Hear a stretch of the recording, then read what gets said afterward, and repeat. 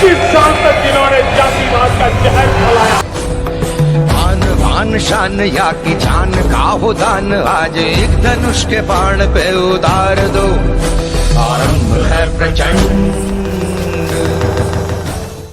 प्रणाम, मैं अभिषेक भारद्वाज। आप देख रहे हैं लोकल लाइव का खास सेगमेंट चुनावी चकल्लस। दरअसल बिहार में चुनाव हो रहे हैं और इसी पर ये खास सेगमेंट है।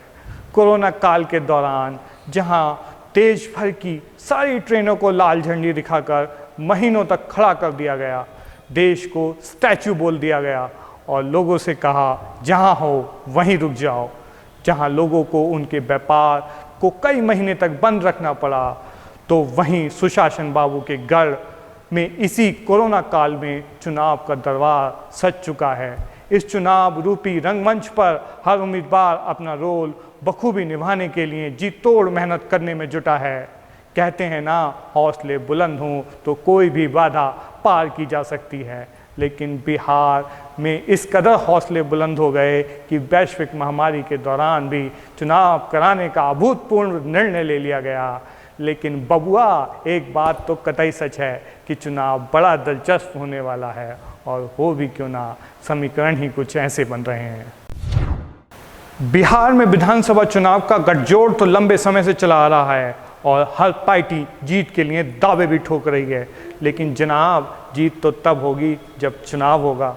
तो इसी चुनाव को कराने के लिए जिम्मेदार निर्वाचन आयोग ने भी पार्टियों के बीच कूदी मार दी है और शुक्रवार को कर दिया युद्ध की तारीखों का ऐलान। अरे जनाब रुकिए, यहाँ कोई लड़ाई झगड़ा नहीं हो रहा। अरे हम तो चुनावी दंगल की बात कर रहे हैं। बिहारियों को अपने मुख्यमंत्री का फैसला लेने के लिए 3 तारीख निर्गत की गई हैं, 28 अक्टूबर, 3 नवंबर और 7 नवंबर। इन्हीं तारीखों को प्रत्याशियों की किस्मत का फैसला ईवीएम में कैद हो जाएगा और 10 नवंबर को हो जाएगा फैसला कि आखिर कौन सी पार्टी और कौन सा गठबंधन अगले 5 साल तक बिहारियों की भाग्य को पलटने की कोशिश करेगा और राज करेगा बिहार पर।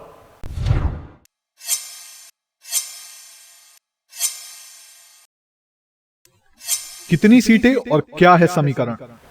बिहार में विधानसभा चुनाव के दौरान प्रत्याशी कुल 243 सीटों पर अपनी किस्मत आजमाएंगे और सरकार बनाने के लिए 122 सीटें जीतना जरूरी है।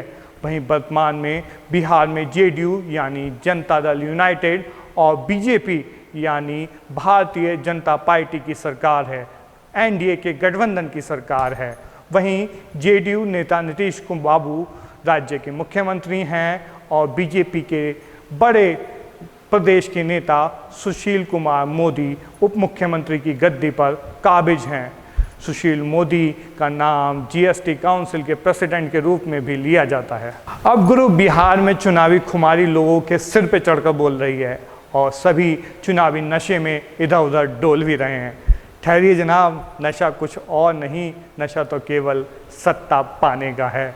ऐसे में कुछ दिन पहले जीतन राम मांझी एक बार फिर एनडीए में शामिल हो गए और ऐसा माना जा रहा है कि एनडीए को पानी पी पी कर गाली देने वाले और एनडीए के पुराने साथी उपेंद्र कुशवाहा भी एनडीए में एक बार फिर वापसी कर सकते हैं। अच्छा, इस बार बिहार विधानसभा चुनाव एक और वजह से दिलचस्प साबित होगा। दरअसल लालू शायद अपने लालों का प्रचार यानी तेजस्वी यादव और तेज प्रताप यादव का प्रचार ना कर पाएं। अब भला जेल से तो प्रचार किया नहीं जा सकता, और इस मुद्दे को हमने दिलचस्प इसलिए कहा क्योंकि पिछले विधानसभा चुनाव में लालू पूरे जोश खरोश से लवरेज होकर मैदान में उतरे थे और अपने दोनों बेटों के चुनाव प्रचार में जम के जुटे थे। अब नजर डालिए चुनावी समीकरण पर। बिहार में पिछला चुनाव हुआ था 2015 में। नीतीश कुमार की अगुवाई में जेडीयू ने लालू प्रसाद यादव की पार्टी राष्ट्रीय जनता दल के साथ चुनाव लड़ा था।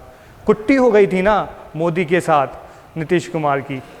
उस समय जेडीयू, आरजेडी, कांग्रेस और कुछ छोटे छोटे दलों ने मिलकर एक महागठबंधन बनाया था बीजेपी के खिलाफ, नरेंद्र मोदी के खिलाफ। और तब जेडीयू ने 69 और आरजेडी ने 73 सीटें जीती थीं। फिर जेडीयू और आरजेडी ने मिलकर सरकार बनाई कुछ छोटे छोटे दलों और कांग्रेस के साथ, जिसमें गद्दी मिली नीतीश कुमार को और उप मुख्यमंत्री बने लालू प्रसाद यादव के लाल, छोटे वाले लाल तेजस्वी यादव। लेकिन कहते हैं ना, सारा खेल कुर्सी का है। थोड़े दिनों बाद ही समीकरण बदले और नीतीश कुमार ने आरजेडी से संबंध तोड़ा और जा बैठे बीजेपी की गोदी में और बनाई बीजेपी के साथ सरकार। और तभी से 2017 से बीजेपी के साथ वो सरकार चला रहे हैं बिहार में।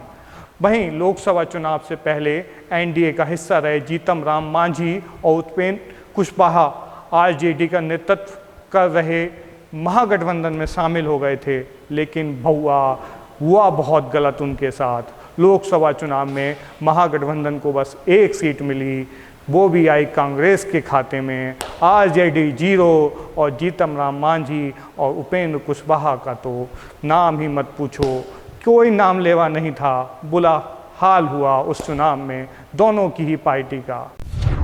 वहीं इस बार विधानसभा चुनाव में एक और ख़ास पहलू है, वो ये कि इस कोरोना काल में किसी के साथ चुनाव आयोग ने अन्याय नहीं किया। भले ही आप कोरोना पॉजिटिव हों, वोट डालने ज़रूर जा सकते हैं। जी हाँ, सभी को वोट डालने का अधिकार है, चाहे आप कोरोना संक्रमित ही क्यों ना हो।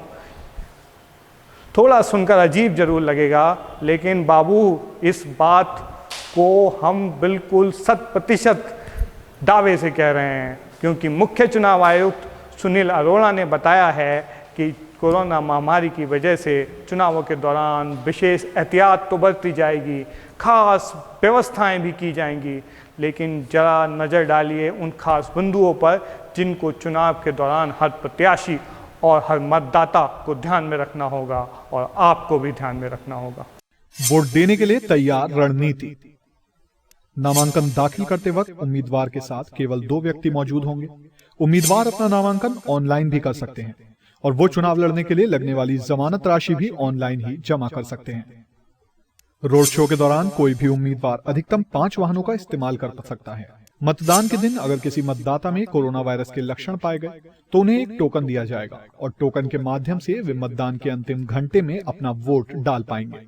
ईवीएम मशीन में अपना मतदान करने से पहले मतदाताओं को दस्ताने दिए जाएंगे। एक मतदान केंद्र पर अधिकतम 1000 मतदाता वोट दे पाएंगे।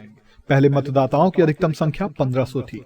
सभी मतदाताओं के लिए मास्क पहनना अनिवार्य होगा, जिसे पहचान जाहिर करने के दौरान थोड़ी देर के लिए उन्हें हटाना होगा।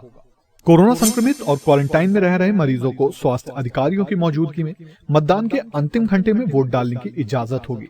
इस दौरान संक्रमण की रोकथाम के लिए तमाम उपाय किए जाएंगे। हालांकि गाइडलाइन में वर्चुअल रैली और डिजिटल कैंपेन को लेकर कुछ भी नहीं कहा गया है, लेकिन राज्य के 9 विपक्षी दलों ने बीजेपी के डिजिटल कैंपेन पर सवाल उठाए थे, एक ज्ञापन भी दिया था। लेकिन अब विकल्प ही क्या बचा है? विकल्प एक ही है, डिजिटल कैंपेन। तो मुझे लगता है वो 9 विपक्षी दल भी अब डिजिटल कैंपेन में ही जुटेंगे इस चुनाव में, अगर चुनाव जीतना है।